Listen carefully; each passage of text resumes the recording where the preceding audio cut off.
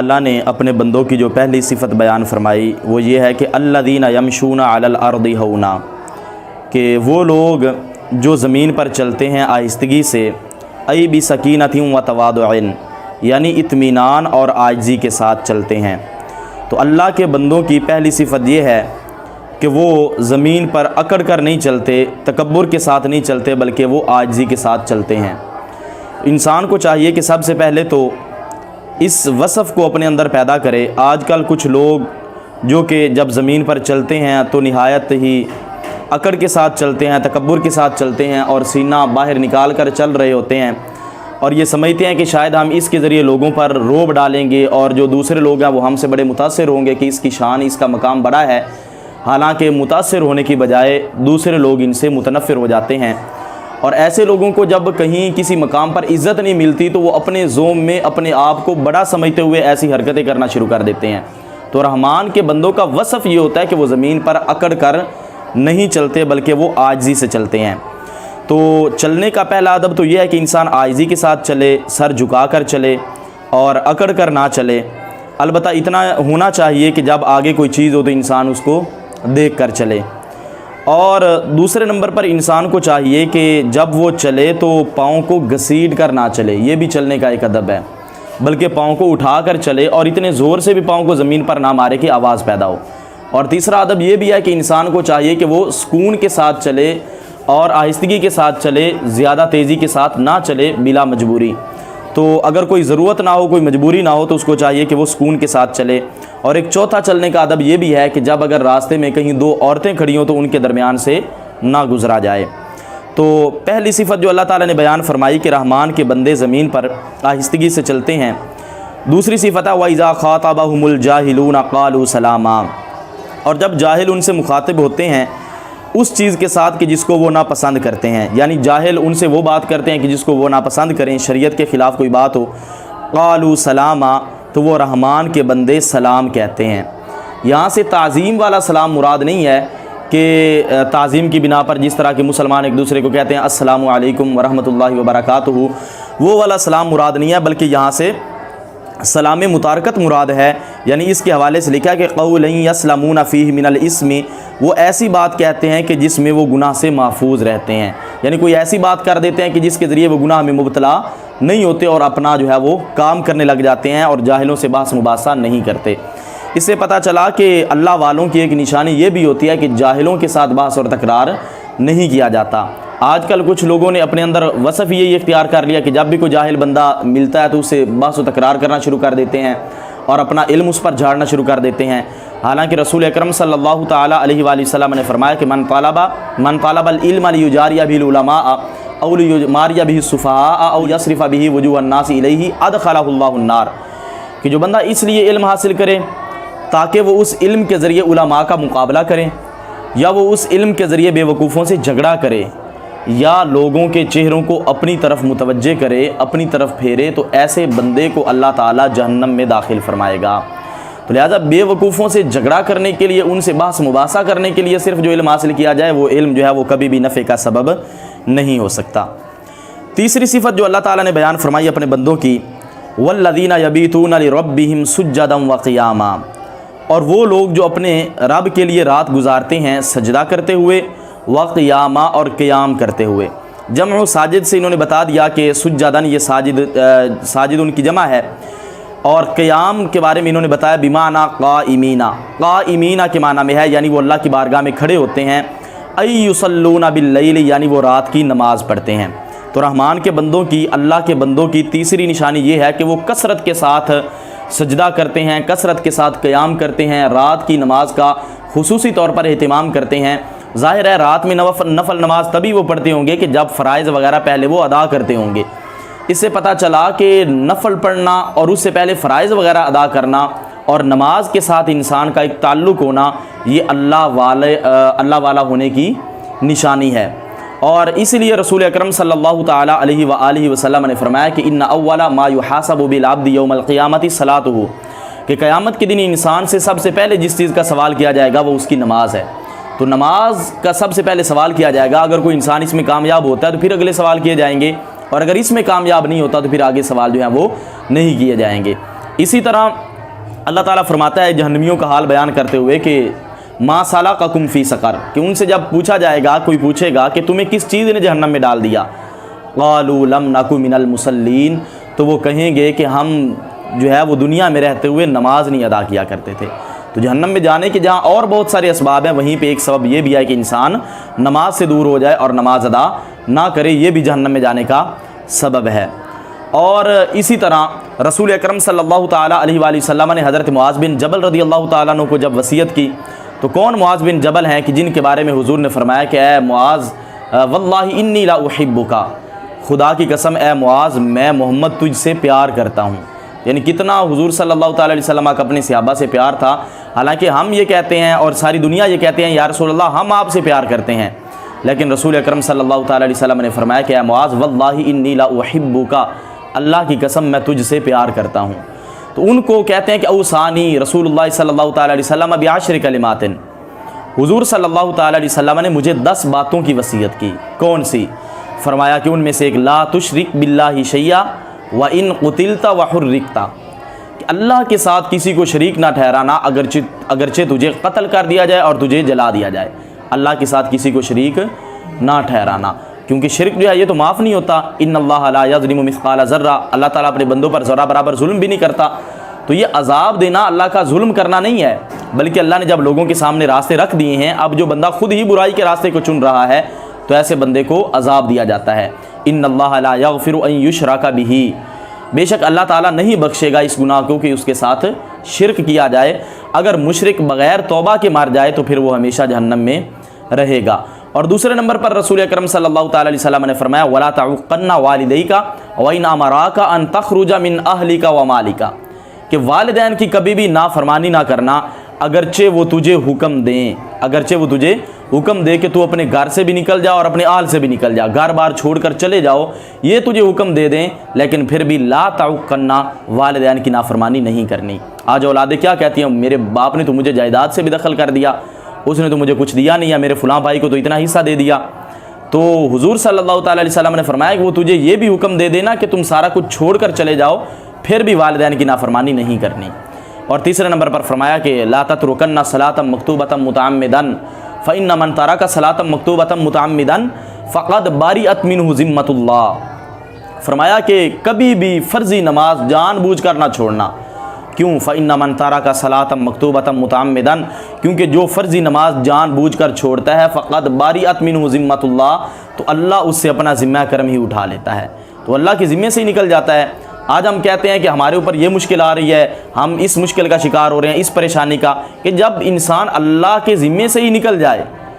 تو پھر انسان پر مشکلات تو آئیں گی ہی نا۔ تو ذمہ کرم میں کب انسان داخل ہوگا؟ کہ جب وہ نماز کا اہتمام کرنے والا ہوگا۔ تو تیسری صفت اللہ تعالیٰ نے یہ بیان کی اپنے بندوں کی کہ وہ سجدہ کرتے ہیں اور قیام کرتے ہیں۔ اور چوتھی صفت یہ بیان کی والذین یقولون ربنا اصرف عنا عذاب جہنم، اور وہ کہتے ہیں کہ اے ہمارے رب تو ہم سے جہنم کے عذاب کو پھیر دے۔ ان عذابہا کانا غراما، بے شک اس جہنم کا عذاب کانا غراما گلے کا پھندا ہے۔ کیا مراد ہے اس سے؟ لازماً جہنم کا عذاب تو لازم ہے، جس طرح گلے کا پھندا گلے سے نہیں نکلتا، اسی طرح جب انسان کو جہنم کا عذاب دیا جائے گا تو وہ جہنم کا عذاب بھی ایک گلے کے پھندے کی طرح وہ بھی ختم نہیں ہوگا۔ انہا ساعت، بے شک وہ جہنم بری ہے، مستقرا و مقاما،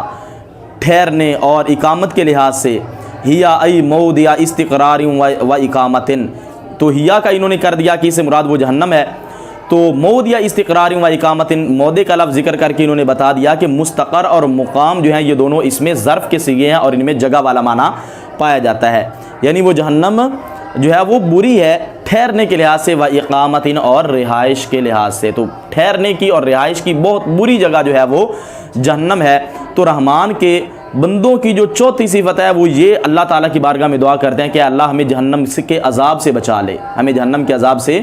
بچا لے۔ آج کل اگر کوئی ایسے لوگ ہوں وہ کہیں کہ ہمیں تو جہنم کی پرواہ ہی کوئی نہیں، ہمیں تو جہنم کی کوئی پریشانی کوئی نہیں، تو وہ رحمان کا بندہ بننے سے انکار دراصل کرتے ہیں کہ رحمان نے تو اپنے بندوں کی خود نشانی بیان کیا کہ وہ یہ اللہ کی بارگاہ میں دعا کرتے ہیں کہ ربنا اصرف عنا عذاب جہنم، اے اللہ ہم سے جہنم کے عذاب کو پھیر دے، وہ جہنم کا عذاب تو بڑا سخت ہے، ہمیں اس سے بچا لے۔ وہ کیوں جہنم کے عذاب سے پناہ مانگتے ہیں؟ کیونکہ ان کے دل میں رب کا ڈر موجود ہوتا ہے، اللہ کا اور اللہ تعالیٰ نے 12 مرتبہ اپنے آپ سے ڈرنے کا حکم دیا، یا ایھاالذین آمنوا اتقوا اللہ، اے ایمان والو اللہ سے ڈرتے رہو، ولتنظر نفس ما قدمت لغد، اور ہر جان غور و فکر کرے کہ اس نے اپنے آنے والے کل کے لیے کیا کیا، واتقوا اللہ، اور تم اللہ تعالیٰ سے ڈرتے رہو۔ اس کے علاوہ متعدد آیات میں اللہ تعالیٰ سے ڈرنے کا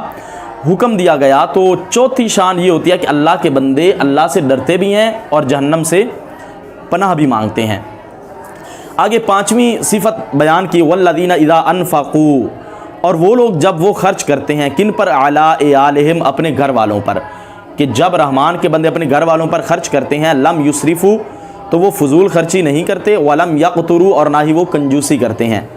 بفتح اولہ و ضمہ، یہاں سے انہوں نے بتا دیا کہ یقتروا، اس کو پہلے کے فتح کے ساتھ یقتروا بھی پڑھ سکتے ہیں، اور پہلے کے ضمہ کے ساتھ یقتروا یعنی باب افعال سے بھی اس کو پڑھ سکتے ہیں۔ اس کا معنی ہے یضیقوا، یعنی وہ تنگی نہیں کرتے۔ وکان انفاقہم، تو انفاق کا لفظ ذکر کر کے جو غرض مفسر ہے یہاں سے کانا کے اسم کو بیان کرنا ہے، اس ضمیر کے مرجع کو بیان کرنا ہے کہ ہوا کا مرجع کیا ہے؟ خرچ کرنا، انفاق، اور ان کا خرچ کرنا بین ذالک، اس کے درمیان، کس کے درمیان؟ الاسراف والاقتار، فضول خرچی اور کنجوسی کے درمیان، قواما، اس کا معنی بھی ہوتا ہے وسطن، یعنی اس کے درمیان ہوتا ہے، اس کے درمیان اعتدال کے ساتھ وہ خرچ کرتے ہیں۔ یعنی جب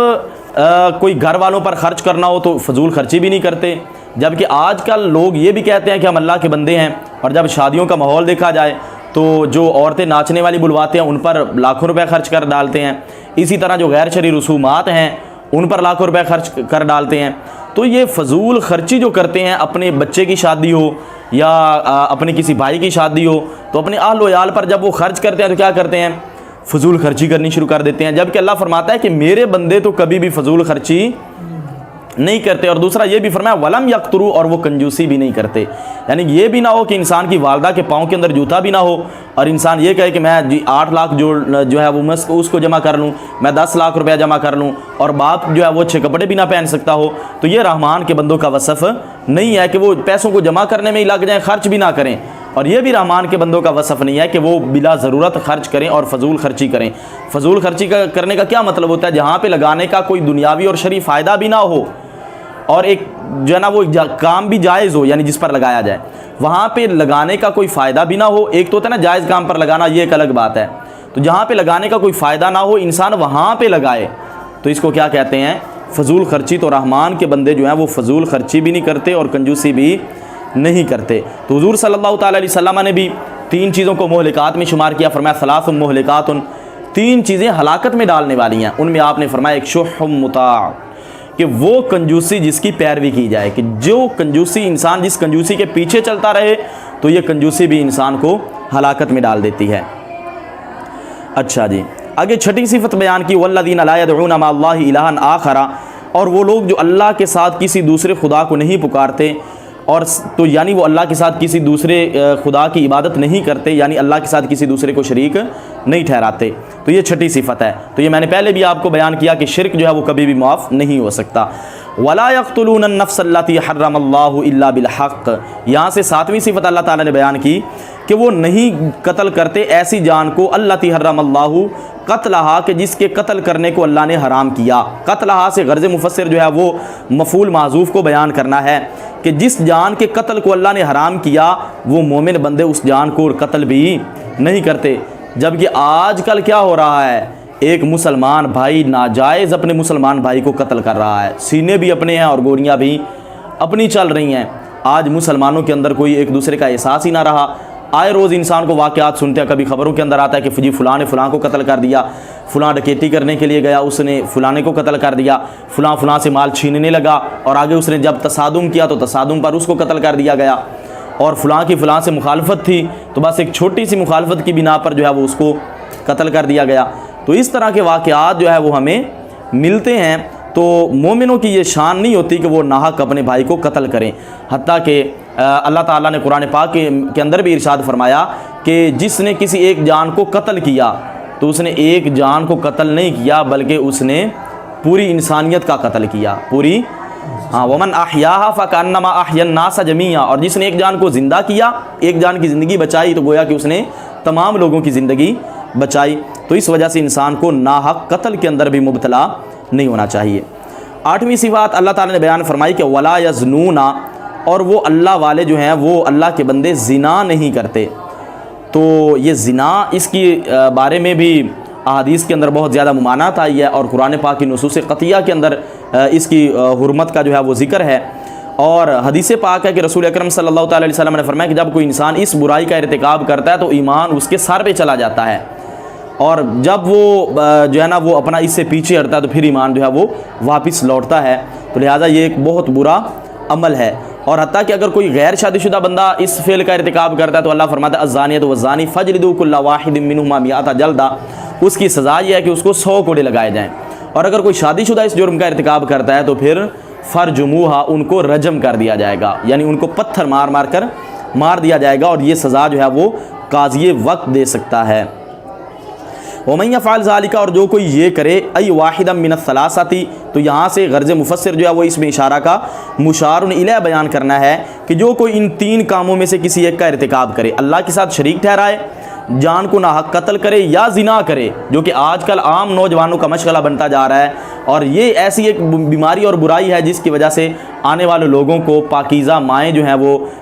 آنے والے بچوں کو پاکیزہ مائیں میسر نہیں آئیں گی۔ ایک بچہ جب اپنی والدہ کی گود میں ہوگا تو اس کو ایک پاک گود کبھی بھی نہیں مل سکے گی۔ جب اسلام کے قوانین پر عمل کیا جائے گا تو انشاءاللہ عز و جل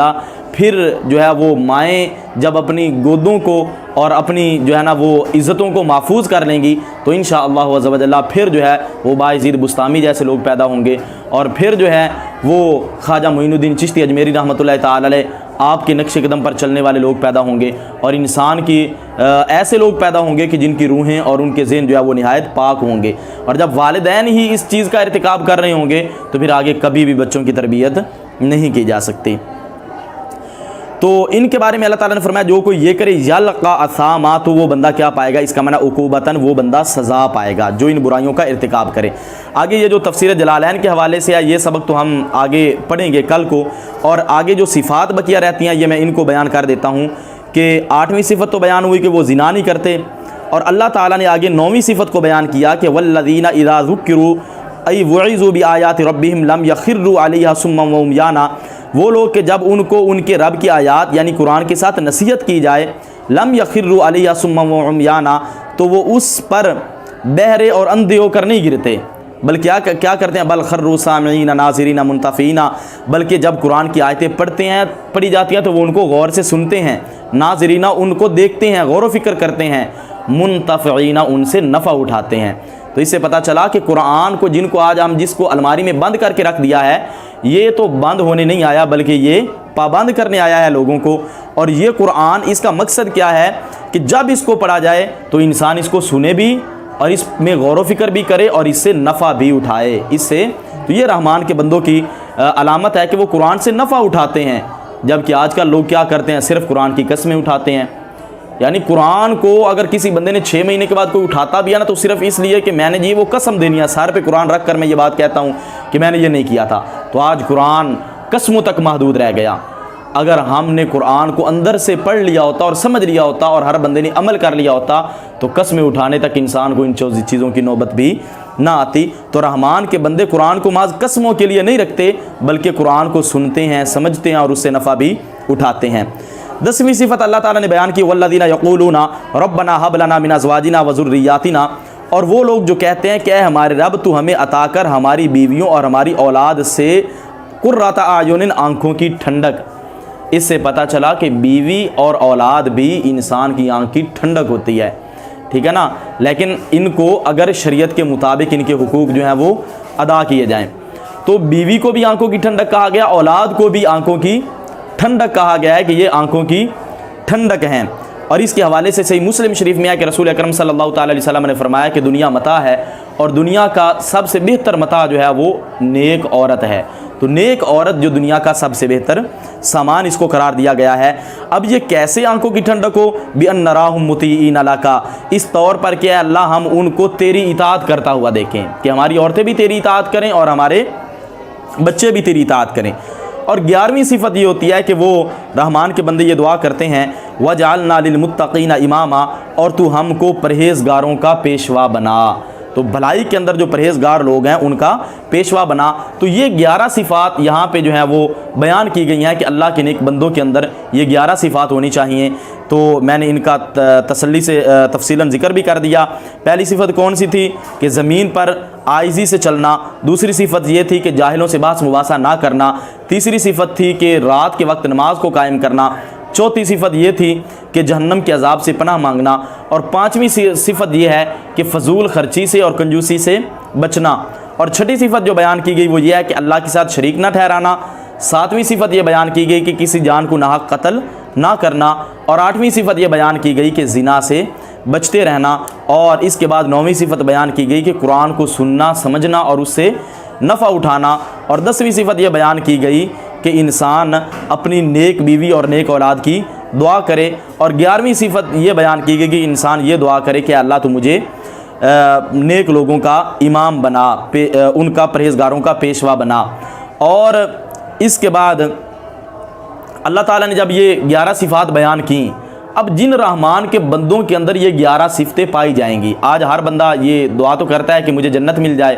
میں جنت میں چلا جاؤں، تو کون سے بندے ہیں کہ جن کے لیے اللہ نے پہلے ہی جنت تیار کر رکھی ہے؟ تو اللہ فرماتا ہے اولئک یجزون الغرفۃ، یہی وہ لوگ ہیں جو جنت کے بالا خانوں میں ہوں گے۔ جو لوگ اپنے اندر یہ جو مذکورہ 11 صفات بیان کی گئی ہیں، ان صفات کو اپنے اندر، ان اوصاف کو اپنے اندر پیدا کر لیں گے تو اللہ ان کو اپنے فضل و کرم سے جنت عطا فرمائے گا۔